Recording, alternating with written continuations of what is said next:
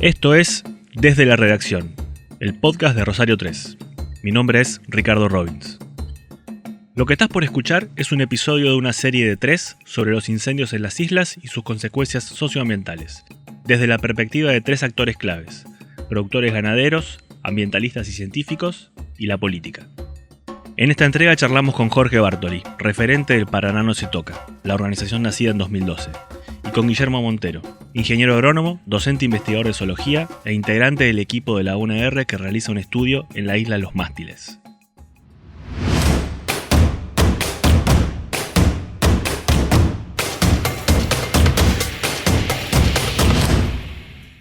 Mientras empezamos esta charla, tenemos un fuego muy importante de nuevo, frente a Rosario, frente a Granado Baigorria, otra vez humo sobre las ciudades, en este tiempo y que vuelve ahora este invierno. Jorge, ¿cómo podrías explicar qué es lo que está pasando? ¿Qué características tienen los incendios estos últimos? ¿Cuál es el fenómeno que está ocurriendo?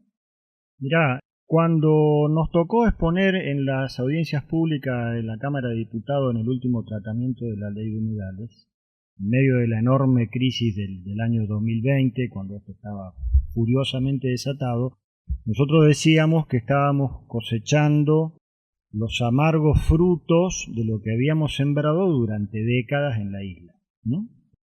¿Qué es lo que se ha sembrado? Y se ha sembrado el abandono, la desidia, el desinterés, de la cual muchos vivos se han aprovechado, por supuesto, y se ha sembrado la naturalización del uso, la presencia del fuego en estos territorios.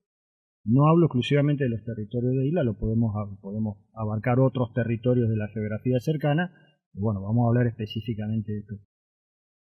La naturalización del uso del fuego y la presencia del fuego en estos territorios obviamente se ha visto agravada y se sigue agravando por algunas circunstancias especiales, como ser la pronunciadísima bajante y la extrema sequía, es decir, la lluvia no ayuda, y una bajante que también tenemos que decir que no obedece, nadie dice que esto obedezca específicamente a causas naturales, ¿no? Hay factores antrópicos que están influyendo sin duda en una bajante tan pronunciada.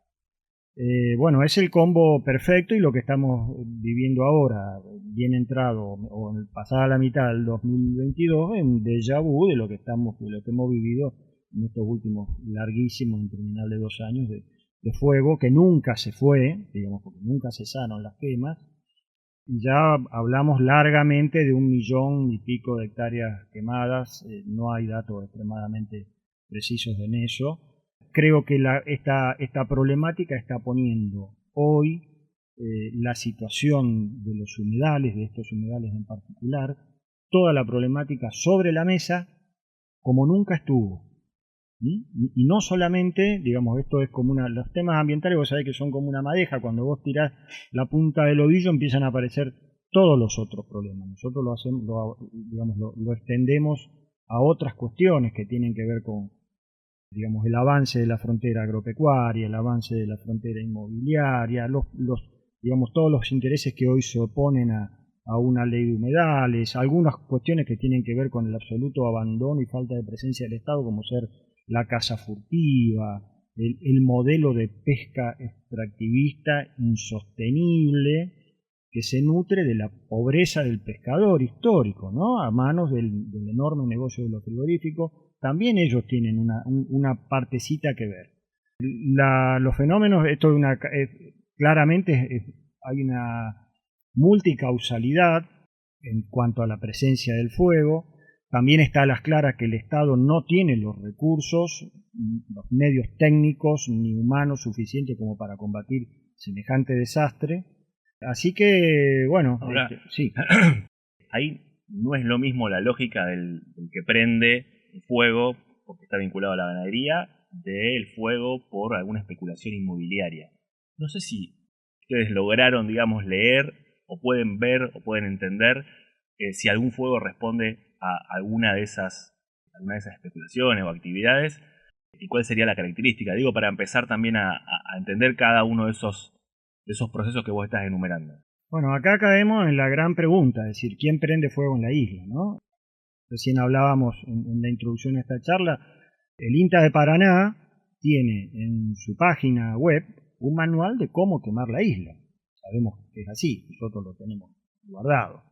Tiene que ver con modos históricos de explotación de este territorio, pero bueno, en la medida que no hay respuesta desde el lado de la justicia en 2 años y pico, todas las teorías conspirativas parecen ser válidas. Es decir, hay teorías conspirativas del color que vos quieras.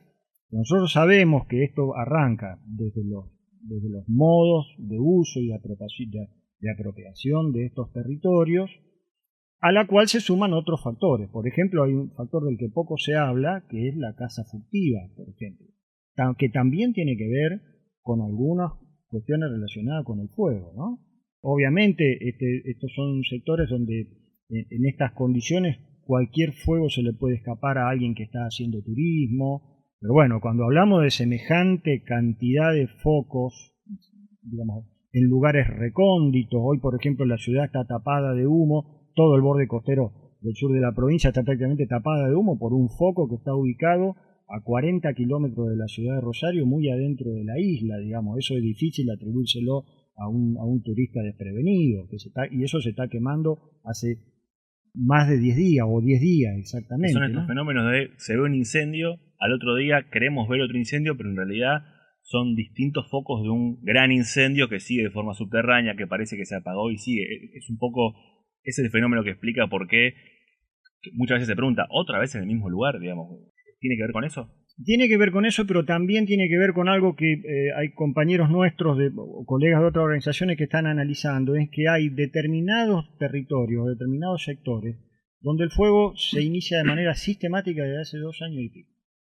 Quizá tenga que ver con las personas que están en ese lugar, con alguna cuestión en particular asociada a ese lugar. Lo que nos llama la atención es que lo veamos nosotros haciendo un simple análisis del seguimiento estadístico de los focos por satélite, pero que no lo vea la justicia, o no lo vean los medios que auxilian a la justicia, que tienen que hacer trabajo de investigación en territorio. Yo te puedo asegurar que vos vas al territorio, empezás a hablar con la gente que está en el territorio, y empiezan a aparecer datitos, comentarios. Hay gente que conoce la isla hace muchísimos años por distintos motivos, y siempre algo de información hay de dónde arrancar a abrir esta madeja. Y al menos si no tenemos un culpable, un procesado, un detenido, por lo menos deberíamos tener un análisis que tienda a explicar qué es lo que está pasando y no dejar esto librado a que cualquiera mañana aparece con una teoría conspirativa echándole culpa a cualquier cosa. Bueno, hoy tuvimos mucho, sobre todo estos últimos 2 años, muchos movimientos, muchas acciones, muchas denuncias. Sin embargo, no hay causas con detenidos, tampoco hay ley de humedales. Hay algunas acciones estatales, pero aparecen como coordinadas, por lo menos, sin pedirte que adhieras a una de esas teorías. ¿Vos qué crees que está pasando? ¿Por qué no hay ni detenidos, ni ley, y seguimos en el mismo escenario que en el 2020, por lo menos? Es evidente que la justicia no cuenta con los elementos suficientes como para abarcar este tema. Eso es algo que nosotros venimos tratando de diferentes ámbitos. Se han hecho algunos avances, por ejemplo, en los últimos años en materia judicial, en tener fiscales capacitados, ¿no? Pero es muy incipiente. Es como que vamos corriendo permanentemente atrás del problema. Podemos decir que quizá haya sectores interesados en que estas causas no avancen, y es muy probable que también lo tengamos. Pero la justicia evidentemente está demostrándonos de que no cuenta con los elementos. A ver, no lo estamos diciendo nosotros, esto es dicho en boca del juez federal número 2 de Paraná, donde en algunas entrevistas, en las poquísimas veces que se lo ha escuchado hablar, ese otro tema, dice de que no cuentan, no están contando con todos los medios que necesitan. Ahora, los empresarios ganaderos, o por lo menos algunos que hablan, dicen, nosotros no somos. Lo de quemar pasturas, si bien es una práctica ancestral, está comprobado que no nos conviene, no lo hacemos, dicen algunos productores ganaderos. Pero resulta difícil creer que tanta gente vaya a pescar a 40 kilómetros y prenda un fuego. Esa tampoco parece una explicación lógica. ¿Cuál sería la explicación, tu explicación? Después de Paraná nos toca hace 10 años que existe, vos sos uno de los referentes, tenés como una recorrida para poder ensayar una explicación. Bueno, a ver, Generalmente en este tipo de cuestiones tan complejas es imprescindible no caer en generalizaciones, no generalizar en cuanto a poner a todos en la misma bolsa. No todo es lo mismo, no todos los empresarios ganaderos trabajan de la misma manera. Hay casos que deben ser tenidos en cuenta y voces que deben ser escuchadas que apelan a técnicas de trabajo más modernas, más amigables con el medio ambiente, que no apelan al recurso fuego, ¿no?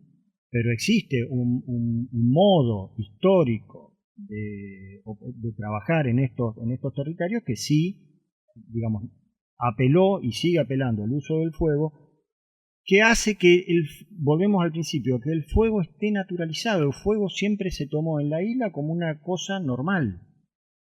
Bueno, hoy, a la luz de este desastre, ya está claro de que no debería haber un solo motivo que justifique quemar 1 metro de isla. Tenemos que apelar a técnicas, digamos, más modernas, más amigables con el medio ambiente, y en esto nosotros hacemos hincapié en un tema. Nuestro grupo ha hecho de la educación ambiental una bandera. Recién hablábamos antes de esta charla del tema de la educación, del cambio generacional, del cambio de modo de pensar, pero también hay que abarcar a la gente que está en estos territorios, que trabaja en estos territorios. Me refiero concretamente a los isleros, a los costeros. Deben ser, digamos, no sé si la palabra correcta es educados, pero debe ser aprendida la noción de que el uso del fuego ya no le conviene a nadie y es sumamente dañino, ¿no? Un aliado en el territorio. Sí, por supuesto, porque digamos nosotros podemos desde la costa santafesina o entrerriana podemos hablar y pontificar sobre estas centenares de miles de hectáreas, pero si no vamos al territorio y no vamos a la gente que está en el territorio y se trabaja con ellos, el problema no tiene fin, ¿no? Uno de los términos que se instaló, digamos, que se generó y que se extendió en estos años es el de ecocidio, que surgió desde los militantes del medio ambiente. Ahora, hay en la universidad un grupo que está haciendo un estudio que tiene muchos alcances muy específicos, pero que me parece que una de las grandes preguntas a abordar es si esto es algo extraordinario que puede generar un antes y un después, es decir, que esto es de alguna manera irreversible, el daño que está generando el fuego, o si en el otro extremo forma parte de los ciclos de la naturaleza. Ahora estamos en una sequía, después vendrán inundaciones y esto se regenera. Supongo que en el medio hay muchos matices. Guillermo, vos formás parte de ese equipo, no sé si nos podés contar cómo es el trabajo que están haciendo. Sí, interesante tu pregunta. Evidentemente hay muchos matices y es muy complejo la situación o las situaciones que estamos atravesando. En principio, tu pregunta aludía a si estos efectos generan un cambio sobre algo que venía existiendo. Pero como decía Jorge, los incendios siempre existieron en la isla. Este nivel de incendio y el efecto extensivo que tienen que ver con una situación que es la extrema sequía, la bajante del río. Pero a lo mejor no son ciclos naturales eso. A lo mejor tienen que ver con esto que llamamos el cambio climático y la modificación que se está produciendo en el clima. Creo que tenemos que sentarnos a pensar que el futuro no es lo que habíamos visto otra vez, que conservando vamos a volver a lo que habíamos visto. Nos tenemos que preparar para producir en un mundo donde el clima ha cambiado, donde hay determinadas cosas que no las podemos hacer tampoco como las hacíamos antes. Es verdad que, como decían hace un rato, hay distintos tipos de productores. Yo conozco productores ganaderos en las islas que son tipos que no sé si manejaban el fuego, pero sí tenían un buen manejo de los recursos forrajeros, modificando la carga. Carga es la cantidad de animales que hay por unidad de superficie en determinadas épocas del año, ¿sí? Movían los animales y con eso lograban mantener una producción bastante aceptable en estos lugares. Ahora, había otros productores ganaderos en otras regiones, por ejemplo en los espartillales, que no es lo típico. O sea, estoy hablando de Espartina argentinense, que es una especie halófita que crece en los bajos salados interiores, no en el río, ¿sí? Donde es mucho más frecuente la quema en estos lugares, porque sí se aprovecha el rebrote de Spartina argentinensis en primavera para meter carga animal. ¿Sí? Imagínate los bajos submeridionales de ese lugar te estoy hablando. Justamente sobre la Espartina el fuego pasa muy rápido. Entonces el efecto que hay, bueno, y además hay extensiones donde no hay pueblos y ciudades alrededor. Entonces el humo a veces genera problemas en la ruta, pero no donde vive la gente. Hay algunas situaciones donde en vez de quemar eso, se lo intentó aprovechar para fabricar energía, ¿sí? A todo ese pasto seco, para que después de cortado venga el pasto de rebrote que pueda ser usado por el ganado. Esa tecnología de este ecosistema no es aplicable a la isla, porque son otros los pastos, porque el fuego permanece durante más tiempo, porque queda una brasa que hace que vuelva el incendio a ser recurrente en el tiempo, porque la cantidad de calor por unidad de tiempo es mayor, entonces el efecto sobre la flora y la fauna es mucho mayor. Sin embargo, en este mundo cambiante, y teniendo en cuenta que la isla también tiene un proceso de sucesión, esto lo estamos viendo con nuestros experimentos, que tenemos un sitio quemado, un sitio no quemado en Isla de los Mástiles, quemado en el incendio de 2020. ¿Sí? De hecho, los tres nos conocimos caminando esas islas en esa primavera de 2020. Se había quemado este ambiente. Entonces, desde la universidad estábamos encerrados. Recordaba 2020, la pandemia, teníamos la ventana cerrada porque el virus estaba por el aire, y por el aire estaba el humo que tampoco nos dejaba respirar. ¿Sí? En ese contexto, bueno, todos los que trabajamos con ecología de campo, estábamos bastante desesperados, te imaginas, sin poder ir al territorio. Entonces logramos armar un paquete de experimentos que tenían que ver con estudiar cómo era la recuperación, que imaginamos que hay una recuperación post-incendio de estos lugares, específicamente en Isla de los Mástiles. Que haya recuperación en un contexto de cambio climático no quiere decir que volvamos al ecosistema original. Los ecosistemas son resilientes, o sea, logran determinados estados de equilibrio. O sea, va a volver a haber un estado de equilibrio, pero lo que nos preocupa es qué pasó en ese proceso. ¿Sí? Se instalaron especies que antes no estaban. Esas especies pueden tener efectos sobre otros animales en las cadenas, y eso es un poco lo que estudiamos nosotros. Bueno, yo recuerdo esa experiencia de fines de 2020, ahí en Isla de los Mástiles, que para los que no saben está, digamos, al norte del puente de Rosario Victoria, que está bien frente a Baigorria, Capitán Claro. Bermúdez, que de hecho es una isla santafesina. Estaba el grupo de ustedes, que el grupo de, Sí. yo lo voy a decir en términos, digamos, el grupo de insectos. Sí. Después había grupos son 5 grupos: Sí. insectos, aves, agua, flora o vegetación y suelo, Exacto. que estudian el impacto. Entonces van a un lugar donde hubo un incendio, un lugar donde no hubo incendio, en el caso de ustedes, y comparan las muestras. Correcto. En el caso de insectos o artrópodos, pusieron una especie de trampas y las fueron a buscar después y empezaron a analizar esos resultados. Bien. Si bien todavía está en marcha ese proceso, ¿qué es lo que encontraron o lo que están viendo? Bien. Bueno, en principio los insectos son parte de los artrópodos. Los artrópodos son animales de patas articuladas. Para que se ubiquen, todos los insectos, todas las arañas, algunos crustáceos terrestres, 100 pies, 1000 pies, todos esos bichos. En general, estos animales son muy interesantes para estudiar este tipo de efectos. Bueno, aparte son nuestra especialidad, ¿sí? ¿Por qué son interesantes? Porque todo lo que son los artrópodos que viven en el follaje, cuando viene el fuego, se escapan, se vuelan. O sea, algunos mueren, unos cuantos se mueren, pero otros pueden escapar. Los hipogeos, los que viven debajo del suelo, también algunos se mueren y otros penetran más profundo en el suelo y entonces pueden pasar el momento del fuego.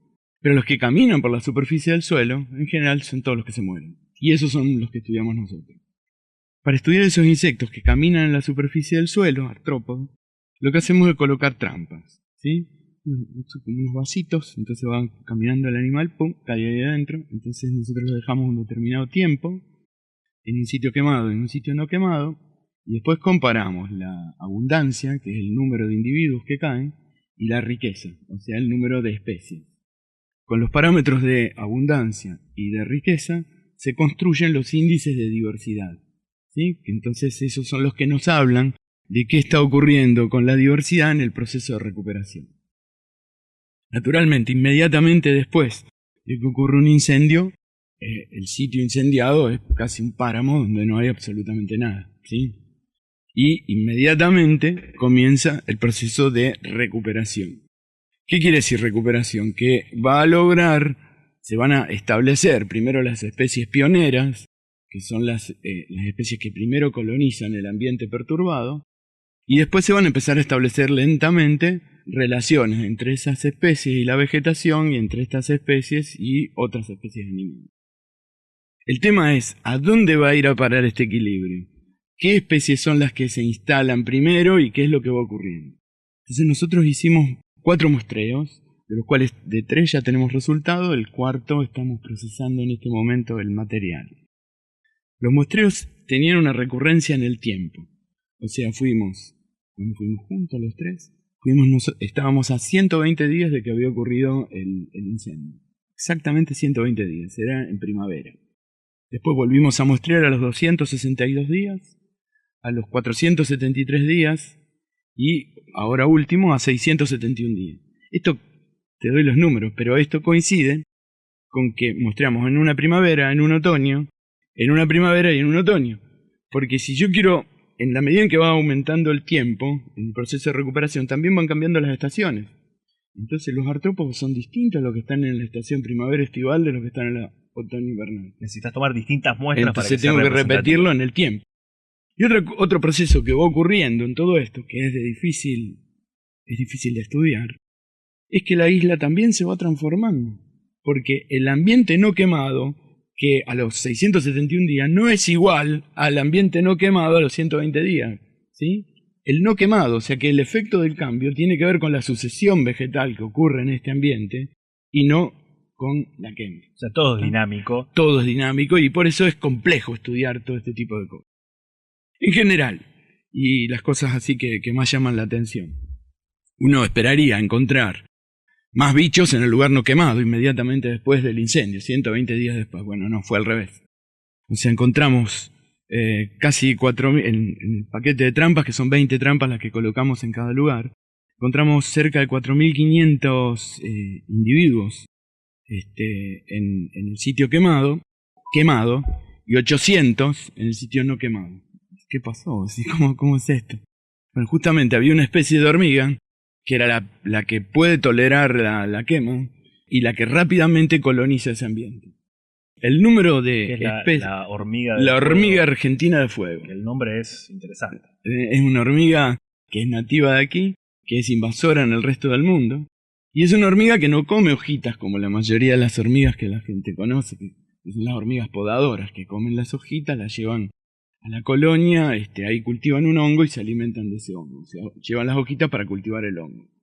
Estas hormigas son omnívoras y pueden tener efecto predador sobre, nosotros lo que más nos preocupa es el efecto sobre las aves del pastizal. Sobre todo sobre las aves nidícolas, que son las que nacen en forma prematura, con los ojitos cerrados, sin pluma, etc. ¿Sí? Con la mayoría de los estas pajaritos. hormigas tienen la capacidad de atacar, digamos, agredir. Claro, predan los pichones. Entonces, a estas pobres aves del pastizal, les quemamos todo el sitio donde pueden nidificar, ¿sí? Donde se pueden alimentar. Un sitio totalmente alterado y encima aumenta la población de una hormiga que se alimenta de sus pichones. O sea, ustedes fueron al territorio, siempre imagino con alguna hipótesis de en la parte quemada no va a haber nada, en la parte no quemada va a haber un montón, más variedad y cantidad de bichos, permitidme decirlo así, sí. Y se encontraron con la sorpresa, que había más cantidad en la zona quemada, pero de esta especie que es... Correcto, con dominancia, que es un término que se mide, o sea, sería lo opuesto a diversidad, ¿no es cierto? Con dominancia de esta especie de hormiga que nos preocupaba a futuro. De hecho, encontramos algunos nidos después cuyos pichones estaban predados por estas hormigas. Esto también hay que decir, esta hormiga siempre estuvo en estos ambientes.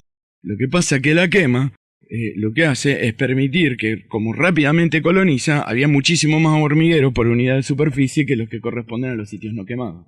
O sea, ¿Sí? lo que se puede ver a simple vista de, bueno, el verde se empieza a regenerar, bueno, esto es un ciclo natural, en realidad lo que está ocurriendo ahí, por debajo de eso, es un cambio que puede ser sustancial. Que puede ser importante y hay otros fenómenos también que son interesantes. Cuando los sitios están quemados, porque la cantidad en el sitio quemado y no quemado, inmediatamente después de la quema, la riqueza, que es el número de especies, no variaba demasiado. También eso era en contra de la hipótesis que teníamos, decía, pero en el lugar quemado tiene que haber muchas menos especies. Pero ¿qué pasa? Pasa que son distintas las especies que están en un lugar y en el otro. Inmediatamente después de la quema, hay un aumento de especies animales que tiene que ver con aquellas especies que están relacionadas con las plantas pioneras, que son las primeras que colonizan el sitio quemado.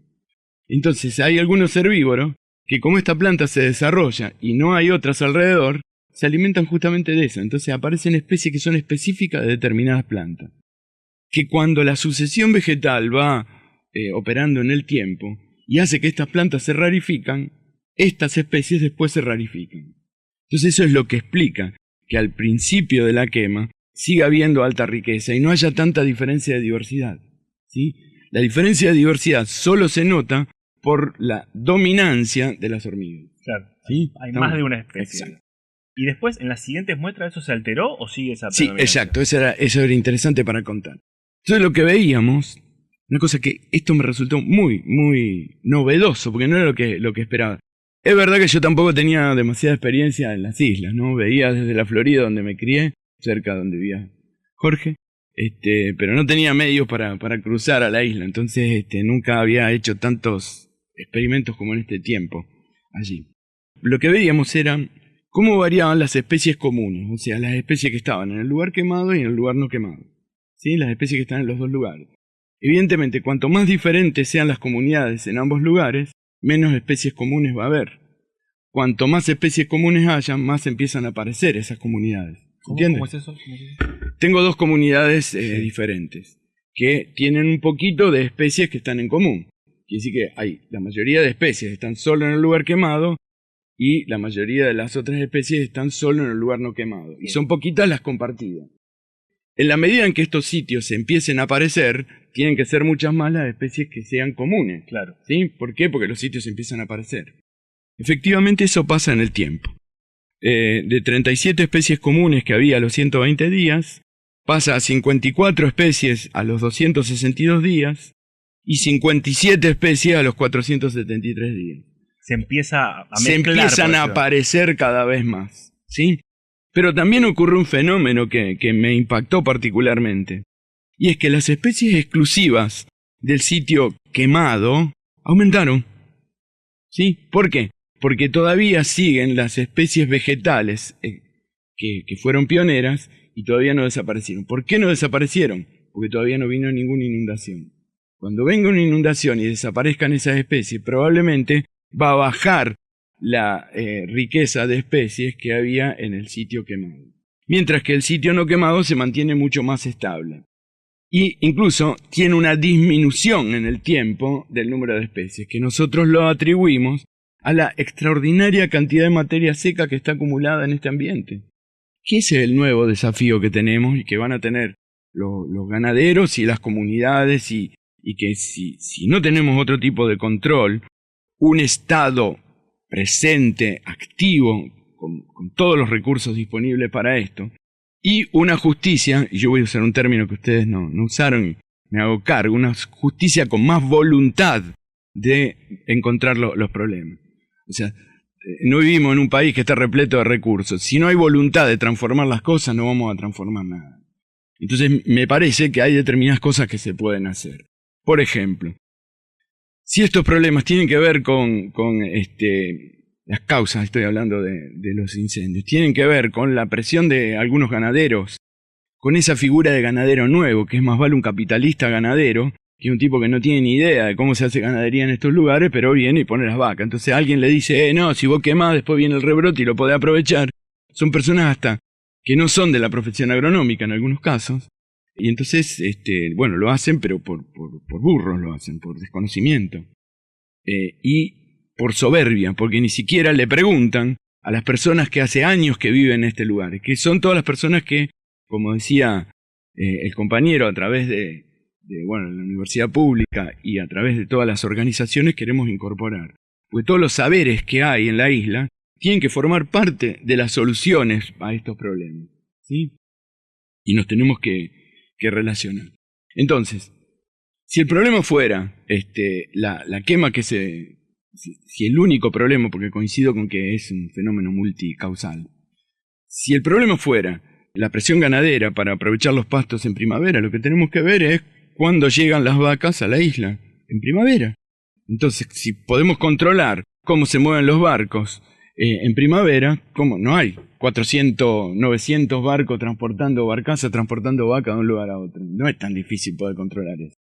Pero bueno, armar una estructura de control sobre el territorio un poco más concreta y... Correcto. En un país donde no podemos controlar el peso que llevan los camiones que transitan en las rutas nacionales, difícilmente podamos ver. En un país donde no sabemos qué es lo que pasa por el río a través de los barcos. Entonces me parece que hay cosas que el Estado y la justicia puede avanzar concretamente para encontrar soluciones más efectivas para toda la comunidad. Después, me interesa que sigamos con esto y volver al tema de ley de humedales, pero antes de eso, recién Guillermo plantea algo que me parece que está interesante para profundizar un poco. Esto de, bueno, después vendrá una inundación y esto se regenerará y el futuro es una cosa cíclica que no se altera. ¿Y si no? ¿Y si el cambio climático realmente va a alterar ese ciclo? ¿Y si, porque en Isla de los Mástiles estamos analizando incendios del 2020, sí, pero hay otros lugares donde claramente los incendios se repitieron? Hay que ver el nivel de agresión y deterioro de esos otros territorios. Jorge, ¿vos qué pensás? ¿Esto, digamos, se puede regenerar? ¿Esto es, hay que pensar en un futuro distinto? ¿Hay que, buscando también la palabra de voluntad, hay que generar un futuro distinto? ¿Cómo se hace? Mira, yo quiero ir un pasito más atrás y aprovechando, y no porque esté Guillermo acá, yo creo que todas las organizaciones que estamos trabajando en este tema y la ciudadanía en general le debemos estar muy agradecidos a la Universidad Nacional de Rosario por poner su voz desde lo académico y desde las investigaciones concretas de qué es lo que está pasando en este territorio, porque hasta donde nosotros sabemos son los únicos que lo saben. Y, digamos, no quiero cometer el error de dejar otras instituciones que lo estén haciendo, pero la verdad que nosotros hasta el momento solo sabemos que la universidad ha tomado este tema de lleno. Estudiar realmente qué está pasando y claro, no tirar teorías. Obvio, nosotros podemos opinar desde lo empírico y ahora te voy a decir lo que nosotros vemos, pero está muy bueno que todos nosotros podamos contar con un basamento científico vía la universidad, que para eso está, digamos, ¿no?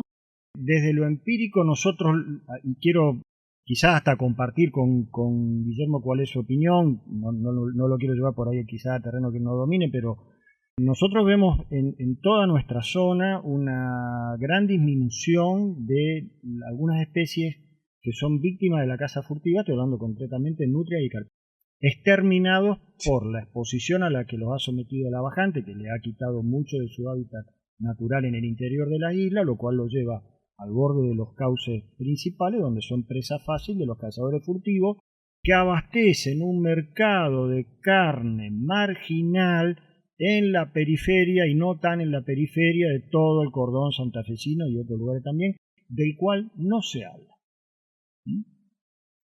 Nos preguntamos con respecto a la resiliencia, por ejemplo, cómo vamos la palabra no es ayudar, cómo vamos a facilitar que estos territorios se recompongan en cuanto a la biodiversidad con algunos criterios básicos. Es decir, Guillermo hablaba recién de la carga de animales por hectárea. Bueno, ¿alguien va a establecer una determinada carga de animales por hectárea en la primavera cuando vuelvan a aparecer las vacas en el territorio, o esto va a ser a libre albedrío? Y puesto en un contexto de cambio climático, sí, obviamente tenemos que pensar en lo que, como decíamos antes, en que quizás lo que estaba sucediendo antes ya no suceda y acostumbrarnos a una nueva realidad. No hace falta ir demasiado lejos. Miremos las noticias internacionales, lo que está pasando en Europa en este preciso momento, tragada por la ola de calor y por los incendios. en Europa. Bueno, quizás hablábamos hace un rato de que nadie está atribuyendo a esta fenomenal bajante exclusivamente causas naturales. Seguramente hay que inscribir esto dentro del cambio climático global. No hay un modelo que lo explique, pero seguramente los factores antrópicos y, por supuesto, lo que venimos diciendo hace mucho tiempo, nosotros, nos referenciamos en la gran bajante del año 1947. Para nosotros eso es un dato anecdótico, solamente como para tener una referencia de número, pero la realidad de la cuenca al día de hoy, año 2022, con 1947, no tiene absolutamente nada que ver, empezando por la monumental tasa de deforestación a la cual ha sido sometida y cambio de uso del suelo, por empezar. Y siguiendo, por ejemplo, con la monumental cantidad de represa que hay instalada en la cuenca. ¿Eso qué genera? Menos humedal. Bueno, el Instituto Nacional del Agua, y vuelvo otra vez a los institutos que nos nutren de información, acaba de decir en uno de sus últimos informes de qué fenómeno. Está lloviendo más en Brasil. Pero también hay que tener en cuenta cuál va a ser el criterio o cuál es el criterio que están aplicando en esos territorios para recomponer el stock de agua de las represas. Hay una enorme cantidad de represas en la alta cuenca del río Paraná, empezando por la Ciretá, nuestra, Itaipú, Brasilero, Paraguaya, y las decenas de represas menores que están río arriba, que abastecen de agua dulce a un montón de poblaciones, a una enorme cantidad de poblaciones. Bueno, estas represas han estado, digamos, en límites críticos de acumulación de agua, que ahora tienen que recomponerla. Entonces decimos, bueno, está lloviendo mucho en Brasil, qué buena noticia. Sí, fenómeno. No llega. No llega. O sea que los ciclos naturales no son tan naturales. Por eso estamos hablando de que acá efectivamente hay factores antrópicos que están incidiendo claramente en el proceso que nosotros estamos viviendo en el Bajo Paraná. Ahora, si no hay una crecida, si los ríos y las lagunas no se vuelven a llenar, que son el cortafuego más contundente que tiene el humedal, por lo menos acá enfrente, ¿cuál es la otra salida, solución? Porque estamos en julio, que tenemos muchos incendios, pero revisando los datos de 2020, en agosto fue fenomenal la cantidad de focos que hubo en 2020. Fue una disparada impresionante. ¿Cómo hacemos para que eso no se repita en agosto ahora, pero el año que viene si sigue la seca? Bueno, la única diferencia que tenemos con respecto al año pasado y al 2020 es que los medios para combatir el fuego están un poco más equipados. Un poco. Pero es lo único. Lo demás, vaticinio, es más de lo mismo. Bueno, muchas gracias. Cerramos acá con esta contundencia. No, sí, Guillermo. Sí. Yo creo que hay una serie de medidas que se están desarrollando que denota un poco de esfuerzo del Estado, como los FAR y una serie de cosas. Naturalmente, desde la universidad pública, desde las organizaciones, lo que planteamos es que tiene que haber más esfuerzo. O sea, está bárbaro todo lo que se está haciendo, y si se puede hacer más, pueden contar con nuestra fuerza laboral y nuestro conocimiento para colaborar con eso. Lo que me planteaba mientras ustedes hablaban, decir, supongamos que esto, vía el cambio climático, va a ocurrir siempre, y que el régimen de agua o los cortafuegos naturales que teníamos con las lagunas, histórico cuando éramos chicos y recorríamos la isla, estén siempre en otro nivel porque no llegue la cantidad de agua. ¿Qué vamos a hacer con la acumulación de materia seca que hay en este lugar? Entonces ahí hay una serie de preguntas. ¿Por qué? O sea, una cosa es controlar el fuego, o sea, controlar el efecto que ya ocurrió. Entonces los brigadistas se matan ahí, están laburando, tratando de que no expanda. Pero ¿cómo hacemos para prevenir esos incendios? Necesitamos esos cortafuegos. Es una posibilidad. Tenemos que tener menos materia seca acumulada. Es otra posibilidad. ¿Cómo sacamos la materia seca acumulada? O sea, ¿cómo hacemos nuevos cortafuegos? Es hacer cortafuegos con máquinas. Yo no veo otra alternativa. Una máquina grande, donde se mantengan una línea, que será un tractor grande, con dos pasadas. Las retroexcavadoras que fueron muy denunciadas. Yo recuerdo haber ido a la isla en 2008 a denunciar los terraplenes que se estaban haciendo. Pero en este caso, para cortafuegos. Una retroexcavadora lo que hace es hacer un albardón para secar un área y cultivar en el medio. Yo lo que estoy hablando es de un tractor con un disco, con una Roma y con un disco grande, que lo que hace es tener una parte donde no hay pasto nada más. O sea, está la tierra removida y hay tierra. Entonces el fuego llega hasta ahí, tiene 20 metros, y para que pase al otro lugar es mucho más fácil de controlar. Eso es una posibilidad. La otra posibilidad es aprovechar esa materia seca. Eso es con la ganadería, pero ¿cómo hacemos? Si hoy por hoy no podemos controlar la carga animal, ¿sí? No podemos saber qué animales hay, tenemos duda de cuál es el origen de los caballos que hay en este lugar y todos los mercados que hay alrededor de eso, es complicado pensar que ese exceso de pasto lo vamos a comer con animales y nada más. Otra es la producción de energía con eso, o sea, eso es cortar pasto seco, pero no es algo muy sencillo entrar con una máquina y cortar pastos. Ya hicimos algunos estudios con los espartillales, ¿sí? Para, bueno, en vez de quemarlo justamente al espartillo, cortarlo, fabricar bioetanol con la cañita cortada y aprovechar el rebrote para la ganadería. Eso se hizo en todo lo que es la región de Bajo Submeridional en el norte de Santa Fe. Hay varios trabajos. Eso funcionó bien, digamos. Lo que pasa es que económicamente no sé si es rentable, porque estás en el medio de los bajos submeridionales, obtenés esa materia seca y la tenés que trasladar con un camión a un lugar donde se hace. Entonces estás gastando con un combustible fósil todo lo que podés producir como otro combustible. Bueno, pero en el caso de las islas tenés, si va a servir, además de para sacar los pastos secos y generar energía o combustible, un gran cortafuego, también estás ahorrando todo lo que invertís con las brigadas del fuego, que es monumental. Yo creo que a las brigadas las podríamos ayudar con cortafuegos, pensando que esto pueda ser más permanente. Y después lo otro hay que estudiarlo con cuidado, viendo los impactos ambientales de todas estas cosas. O sea, a la universidad se le solicita que participe en lo que es el estudio de impacto ambiental de lo que sea la hidrovía Paraná-Paraguay. Todavía no llegó del Estado Nacional ninguna hoja que podamos analizar. Ya planteamos en Consejo Superior de qué manera lo íbamos a estudiar y cómo íbamos a poner el conocimiento de los distintos grupos de investigación, de varias unidades académicas y en conocimiento directo del Consejo Superior acerca de cómo se iba a avanzar con esto. No tenemos nada para mostrarle porque no hubo ningún tipo de requisito al respecto. Todavía no les pidieron nada. No.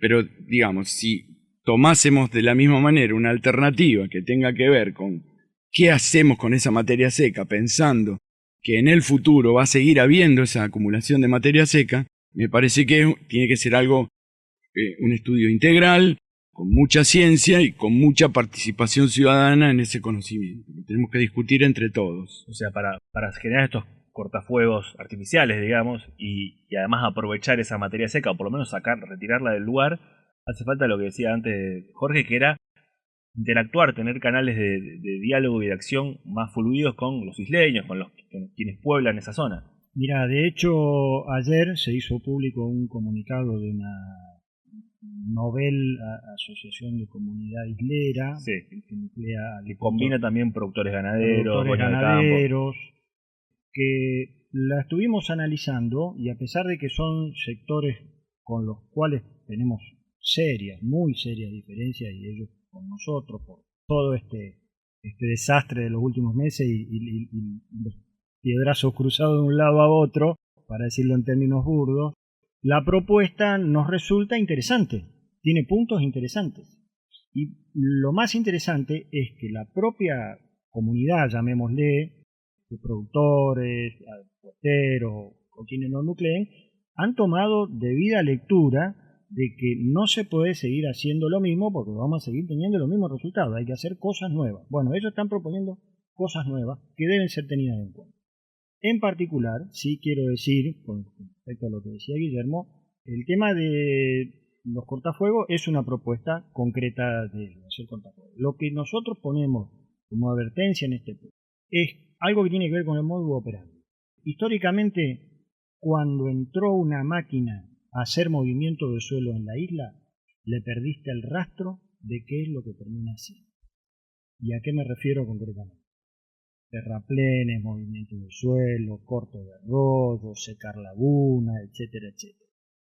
Entonces ahí ponemos nuestra mirada. Es decir, ojo con entrar máquinas, porque una vez que le entraste, si nadie mira lo que están haciendo, termina haciendo cualquier cosa. Bueno, volvemos al tema de quién lo hace. Totalmente de acuerdo. Volvemos al tema de quién lo hace, digamos. Si esto va a ser, queda en manos de esta comunidad de privados, que en realidad son privados, o si lo encara el Estado bajo algún organismo, digamos, quien realiza esas maniobras, y no se delega, no se autoriza y se olvida de la cosa.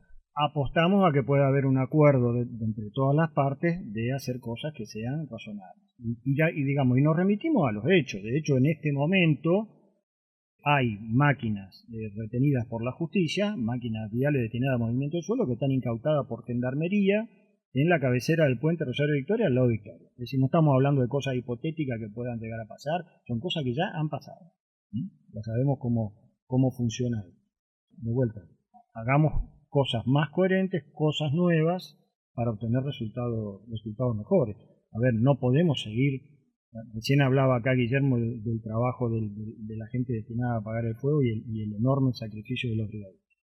Yo le agrego la cantidad monumental de dinero que se está gastando en apagar el fuego. Es insostenible. No trabajar en la prevención. Por eso, hacer unos cortafuegos artificiales para el Estado frente a la monumental inversión que se está haciendo para apagar un incendio que en realidad tampoco se apaga, sino que se controla que no vaya para determinados lugares, porque el fuego avanza, digamos, hasta que llega a algún límite. No parece una locura, digamos, para el Estado encarar esta tarea. Claro. Voluntad de la justicia, presencia del Estado, control ciudadano. Son los tres ejes que me parece que son fundamentales. Aclaremos bien qué es un cortafuego. Es un área plana donde no hay un terraplén, no se necesita una caterpillar, una topadora para hacer eso. No hace falta liquidar los árboles que hay en ese lugar, sino esta parte plana, no hay vegetación ahí, no hay vegetación herbácea, ¿sí? Y hay suelo, hay tierra. Entonces uno lo va manteniendo con una rastra, siempre con tierra. Entonces cuando llega al fuego no tiene comburente, ¿sí? No tiene combustible para después seguir. ¿Está? Eso es lo que hay que controlar. Una de las salidas a futuro siempre se habló y se sigue hablando de ley de humedales. Hace poquito hubo una novedad que una ley o un proyecto de ley que tenía consenso va a sufrir o ya sufrió retoques. No sé, Jorge, si nos podés, sin hacer toda la historia de la ley de humedales, que es muy vasta, explicar qué es lo que está pasando ahora. Bueno, concretamente el proyecto de ley de humedales que estaba consensuado por muchas organizaciones, instituciones del ámbito científico, que tenía un importante consenso en diputados. No, con sus 4 ejes tan importantes, esa ley que estás hablando. Claro, esa ley fue la que pierde estado parlamentario. Obviamente cuando las leyes que pierden, este tipo de ley cuando pierde estado parlamentario no es porque alguno se olvidó de tratarla porque se la olvidaron dentro de un cajón. Concretamente hablamos de intereses que la resisten dentro de las mismas cámaras. La novedad de estos últimos días es que el COFEMA, el Comité Federal de Medio Ambiente, que está integrado por el Ministerio de Ambiente de la Nación junto con los ministerios y Secretaría de Ambiente de las provincias, anuncian que han logrado un consenso entre ellos de un nuevo proyecto de ley de humedales, que esta vez sí cuenta con consenso de las provincias. Puesto a analizar este proyecto, es el proyecto anterior desguazado y desnaturalizado. A la medida... ¿Por qué desnaturalizado? Porque está desnaturalizado, porque con sutiles cambios, alguna coma puesta en algún lugar, en alguna barra que separa I o, digamos, dejar librado a la discrecionalidad de las provincias la determinación o el inventario de humedales, etcétera, etcétera. Esto está muy bien estudiado por la Asociación Argentina de Abogados Ambientalistas, que ha hecho un informe lapidario sobre este tema. Estamos hablando de que si vamos hacia esa ley, vamos a tener una ley desnaturalizada. Nosotros lo que creemos con esto es que, obviamente, desde la política, por así llamarlo, no quiero englobar en esto a todos, porque de hecho hay un nutrido grupo de diputados de distintas vertientes que apoyó y sigue apoyando el proyecto consensuado original, pero desde la política se ha hecho una lectura de que, digamos, es insostenible no contar con una ley de humedales, pero vamos a hacer una ley de humedales que sea mucho más amigable con los intereses que históricamente se han opuesto. Esa es la realidad. ¿Que necesitamos contar con una ley de humedales? Por supuesto que la necesitamos, pero no viene a resolver per se prácticamente nada. Es un escalón muy importante, imprescindible, dentro de un conjunto de peldaños que nos van a llevar a estatus de protección superiores. Pero bueno, es una herramienta con la que hoy no contamos y es necesaria. Así que bueno, de nuevo, inclusive te digo más, analizando los medios periodísticos del fin de semana, ya está instalado el debate puertas adentro de la coalición de gobierno actual, donde ya hay voces que están absolutamente en contra de esto que ha naturalizado ahora el COFEMA. Es decir, el debate otra vez está abierto, digamos, a la luz. Bueno, el proyecto anterior que tenía consenso era de un diputado del Frente de Todos. Sí, fue presentado por Leonardo Grosso y también contaba con el consenso de otros integrantes de la Cámara, inclusive logró aprobación de la Comisión de Medio Ambiente, pasó el primer filtro y ahí quedó. Pero bueno, vuelvo, dentro de la misma coalición de gobierno hoy ya está abierto el debate y ya hay un franco rechazo a este nuevo proyecto. ¿Y ustedes se oponen concretamente? Paraná no se toca y en general las organizaciones ambientales se oponen a este proyecto. A este nuevo proyecto, sí, absolutamente, pero esto hablamos de lo que hoy se denomina la RENAU, que es la Red Nacional de Humedales, que nuclea a muchísimas organizaciones de todo el país. Ya claramente nos hemos expresado en contra de este. O sea que tampoco está claro que esta ley vaya a salir y se viene un año electoral que va a dificultar aún más la cosa. No, por supuesto, el escenario para los próximos meses y el año que viene, obviamente, cuando empieza a funcionar, no quiero meterme en terreno político partidario, pero cuando empieza a funcionar la trituradora electoral, todo esto queda relegado. No sé si quieres aportar algo más de ley de humedales, pero te quería preguntar cómo sigue el estudio, digamos, cuáles son los próximos pasos del trabajo que están haciendo ahí en Isla de los Mástiles. Sí, bueno, lo que hablaban respecto a la ley, es una pena que no haya podido, que haya perdido estado parlamentario otra vez más. La ley, que era una ley, tenía 4 principios muy generales. O sea, parece muy difícil entender la trama de intereses que impedían que se concrete, ¿no? Es lamentable. Esos 4 principios que antes los quería remarcar, ¿por qué haces hincapié en esos 4 principios? No, porque eran como 4 grandes tópicos que cuando yo no lo tengo muy presente en este momento, pero uno lo veía, me acuerdo, en algunos debates y siempre, ¿quién puede estar en contra de esto? Y bueno. Yo creo que tiene que ver no solo con los humedales. Nosotros tenemos nuestro río y los incendios como uno de los factores que tenemos más cerca. No tiene que ver con los humedales de altura, tiene que ver con los hielos, tiene que ver también con otras cosas. Cuando hablamos de los humedales de altura hablamos del litio y entonces ahí hay cosas que evidentemente son muy complejas.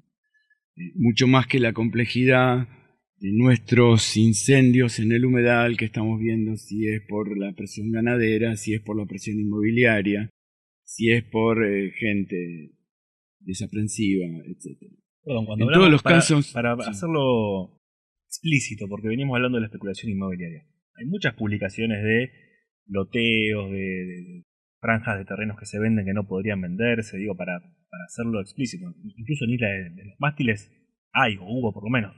Sí, a ver, cuando nosotros hablamos del avance de la frontera inmobiliaria sobre los territorios humedales, los casos más críticos están en provincia de Buenos Aires, ¿no? Sí. Con los grandes barrios privados avanzando sobre el territorio del delta y afectando a los residentes históricos, los habitantes históricos, ¿no? En el caso particular de Isla de los Mástiles, y esto nos toca muy de cerca por rosarinos, por baigorrienses, por habitantes del sur de Santa Fe. Digamos, hace 2 años y pico, esa isla pertenece a la provincia de Santa Fe, es una de las poquísimas islas del sur de la provincia que pertenecen a la provincia de Santa Fe. Es un tesoro ambiental y un tesoro turístico por la cercanía que tiene, por la belleza que tiene, por las playas que tiene. Bueno, esta isla hace 2 años y pico apareció una publicación en Facebook donde se promovía el modus operandi tradicional de la isla, es decir, vender lotes de manera absolutamente irregular, sin ningún tipo de escrituración, ni mensura, ni ordenamiento territorial, nada, absolutamente nada. Bueno, eso levantó las voces de alerta de organizaciones locales, ambientalistas, algunas de Baigorria, que hicimos una presión muy importante y finalmente logramos empezar a trabajar en conjunto con la Municipalidad de Granadero Baigorria. Ha llevado un trabajo enorme, y se ha logrado frenar ese tren, digamos, arrasador que venía a 100 kilómetros por hora. Lo hemos logrado parar y estamos tratando de que la situación empiece a revertirse, a establecer, obviamente, que eso siga siendo de uso público, porque si no nos enfrentamos a un panorama como lo que está sucediendo muy cerquita de ahí, en el Paso de Estilería o en el Paraná Viejo, donde lentamente se va privatizando la costa y el habitante de las islas empieza a perder el acceso público a las costas de las islas. ¿Ese proceso lo ligás a los incendios o es un proceso paralelo que tiene que ver con un interés No, comercial al margen de los es incendios? otra faceta del avance de la frontera inmobiliaria, digamos a menor escala, pero a una escala prácticamente incontrolable. Una vez que se instalan las personas que Una compraron o vez, que se una metieron vez ahí. que se instala, listo, el modo operando de la isla, operandi de la isla, históricamente, decir, bueno, yo vengo, me ocupo, me instalo, vos después venís sacando. Claro. No hay quien lo haga. Íbamos en camino a perder la isla de los mástiles como lugar de espacio público y como tesoro natural. Bueno, eso al momento se ha logrado frenar. Esperamos mayor colaboración y mayor participación de Capitán Bermúdez y que venga a poner su voz y a poner orden en todo esto el verdadero dueño, que es la provincia de Santa Fe. La provincia de Santa Fe tiene esa isla concesionada a ambos, vía un comodato, a ambos municipios. Pero bueno, es un trabajo súper interesante que está teniendo avances y que está costando muchísimo. Y por suerte, bueno, contamos también con que la universidad puso sus ojos en esa isla y es donde está haciendo los estudios que nos contaba Guillermo. ¿Cómo sigue ese trabajo entonces? Esto, el trabajo que realizamos nosotros es un relevamiento. ¿Qué diferencia tiene con un experimento? Que la situación original entre el sitio quemado y no quemado, nosotros no fuimos los que accionamos para que ocurra el fuego. O sea, fuimos después de que estaba quemado. Entonces nosotros suponemos que no había diferencias entre los ambientes seleccionados. Entonces, para hacer verdaderamente experimentos y poder lograr que todos los efectos se deban a las causas, que en este caso sería el fuego, en esta relación causa-efecto, el método hipotético-deductivo, necesitaríamos poder controlar ciertos sectores que quememos para poder, pequeños, ¿no? Para poder muestrear en un lugar y en otro, sabiendo que no había diferencias previas en esos lugares. Para acercarse a la idea de experimento de laboratorio que controlas todo. Claro, sería un experimento en realidad de campo. O sea, la diferencia con un experimento de laboratorio es que determinadas variables que influyen en la relación causa-efecto, cuando estás en el laboratorio las fijas, así que no sean variables. Cuando estás en el campo, los que hacemos ecología de campo, lo que hacemos es medirlo, ¿sí? Pero necesitamos una situación inicial, original, que sea igual. Ese es el último Eso nos va a proceso. permitir ya avanzar digamos, ahora hay determinadas cosas que son especulativas. Que si podría ocurrir, viste, los tiempos verbales con los que vamos a hablar algunas de estas cosas, pues si no nos van a decir cuando publiquemos a la revista donde queremos llegar. Así, bueno, pero usted no tiene el ensayo. Bueno, entonces, ¿qué pasó? Fuimos porque había que, o sea, estábamos en 2020, estábamos en la pandemia, era la única isla donde podíamos ir porque no podíamos cruzar porque esta isla es de Santa Fe y no se podía cruzar a las islas de Entre Ríos. Entonces nos movilizamos y logramos que la prefectura nos permita el cruce, porque no podíamos cruzar, sino nos llevaba a la prefectura para cruzar. Entonces, y bueno, por suerte, ¿no? Porque elegimos una isla que es maravillosa, con una historia, que Jorge se ocupó de recuperar. Sabemos exactamente cuándo empezó esa isla, cuántos años tiene, y qué es lo que ocurrió. Yo me acuerdo de chico, de pibe de la Florida, cómo era esa isla cuando era un banco de arena. Eso se origina por un barco hundido, ¿cierto? Sí, Jorge claro. te va a contar que es el Sí. especialista. Escuchen esto que les va a encantar. No, la isla de los mástiles debe su nombre a que asomaban hace muchas décadas atrás los mástiles de una barcaza hundida, una barcaza, ¿sabes qué? Ahora se me fue el año, creo que fue en 1943, por ahí. Esta barcaza encalla, saliendo cargada de Puerto San Martín, encalla en un bajo fondo de arena, y a la noche viene un petrolero, Figueroa Alcorta, y se la lleva por delante y la hunde. La hunde para siempre. Quedaron asomando los mástiles de la barcaza, y obviamente en el río ocurre que cuando vos pones un obstáculo en el medio de la correntada, aguas abajo se empieza a acumular sedimento. Bueno, así se empieza a consolidar lo que era un bajo fondo y se termina formando una isla. No es el único caso, hay otros casos a lo largo del río Paraná de islas o islotes formadas a raíz de hundimientos. Y ese fue el origen de la isla, que yo lo logré reconstruir porque alguien tuvo la genial idea de digitalizar el juicio donde están todos los datos, fecha, hora, día.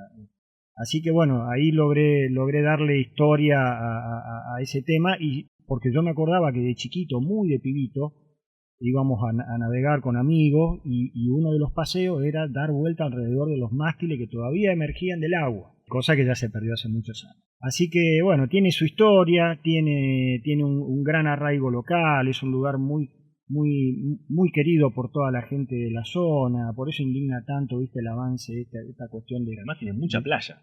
Sí, claro, en Bajante playa. Vos calculá, por ejemplo, Rosario tiene no más de 400 metros de playa contra el río Paraná. Esta isla en Bajante, les sacamos la cuenta, tenía entre 4 y 5 kilómetros de playa, pública, hermosa, libre. Un verdadero tesoro que merece ser conservado y sostenido como lugar de espacio público.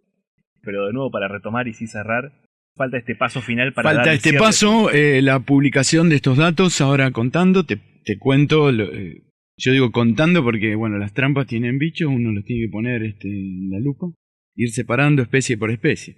Para que vos tengas una idea, llevamos hasta el tercer muestreo 15.276 individuos contados de 232 especies diferentes, ¿sí? O sea que, digamos, yo creo que como grupo estamos bastante maduros para poder desarrollar estudios de diversidad, que si hubiéramos podido solucionar este pequeño detalle del experimento, se estarían publicando en las mejores revistas del mundo. Bueno, ahora se publicará en alguna buena revista y, como siempre decimos, queremos que la universidad pública genere la mejor investigación, que se formen nuestros becarios, nuestros tesistas, que escriban y publiquen en las mejores revistas del mundo, pero si eso no se lo contamos a la gente, si no participamos, nos mezclamos en las charlas y ponemos al servicio de la comunidad el conocimiento que se genera, no funciona bien. Y si cuando lo ponemos al servicio de la gente no somos permeables a escuchar lo que nos dicen de lo que hacemos, tampoco funciona. Entonces, en este ida y vuelta de generar ciencia con la sociedad, seguimos nuestro camino. Ahora hay una tesis doctoral que comienza sobre el tema, ya ampliada con gente de Santa Fe, con otros grupos, con réplicas en distintas islas. Es caro trabajar en las islas, porque el transporte lleva bastante dinero. Entonces, bueno, había que conseguir recursos y más o menos lo vamos desarrollando. Así que ahora, el próximo paso, y ya habiendo pasado congresos y publicaciones de divulgación, estamos ya redactando, contando el último muestreo de otoño y redactando el paper final para todo. Que va, voy a decir, sintético, que va entonces en este camino de se perdió sobre todo diversidad, aunque de a poco se recupera con sus particularidades. A ver, en principio me estoy adelantando, pero lo que creo que a los 2 años, a los 671 días, sería casi 2 años. Hay una recuperación de la diversidad, hay una recuperación del número de especies, empieza a aparecer algo, pero quedan instaladas algunas especies de hormigas, sobre todo, ese va a ser el nudo del trabajo, que hoy por hoy siento cierta preocupación. Por eso es que vamos a desarrollar, vamos a muestrear la cantidad, la densidad de hormigueros de Solenopsis y una de esta hormiga argentina de fuego. Y vamos a intentar ver cómo se relaciona esto con las aves, con la nidificación de las aves. ¿Cuánto daño puede hacer? Es difícil. Se necesita mucha gente para encontrar un número de nidos que sea adecuado y no molestar a las aves que están nidificando. Pero hay gente con mucha conciencia que tiene que ir a hacer determinadas cosas. O sea, buscamos los nidos, los vemos, pero no quiero que haya una influencia sobre el nido, ¿sí? Tampoco es un lugar concurrido, no podemos poner cámaras trampas, una serie de cosas que se podrían hacer en otro lugar. Entonces se necesita gente, pero creo que con el apoyo de las organizaciones y con los jóvenes interesados por el ambiente en la ahí universidad, aparece de nuevo la interacción y esta retroalimentación de la que estaban hablando. Yo creo que trabajamos bárbaro cuando nos mezclamos, y esa es la idea de la universidad pública, justamente potenciarnos y ponernos unos al servicio de otros. Jorge, Guillermo, gracias. Producción, Ricardo Robbins, Mariano Galíndez y Ezequiel Clerici. Desde la redacción, es una creación de Rosario 3, Grupo Televisión Litoral. Gracias por tu atención.